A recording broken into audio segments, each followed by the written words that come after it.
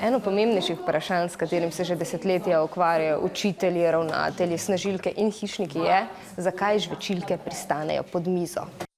Do koša je dolga pot, ne, pa me že lahko kaj zasači, pa včasih so učiteljice kaj takega, da če se vstaneš, da te kar vprašajo, pa kar pod mizo.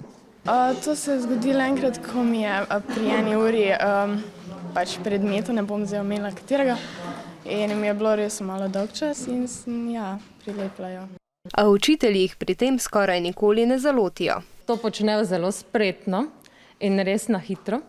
Večkrat pa naletim na to, da pa učenci povedo, da so našli čigumi pod mizo in to jim ni všeč. Če se nam to zgodi, si moramo roke skrbno umiti, a ker bakterije iz ust mladega prežvekovalca na zraku hitro odmrejo, žvečilke prav hude nevarnosti za naše zdravje ne predstavljajo. Povzročajo pa težave čistilkam, ki morajo mize očistiti in tega se navadno lotijo med počitnicami.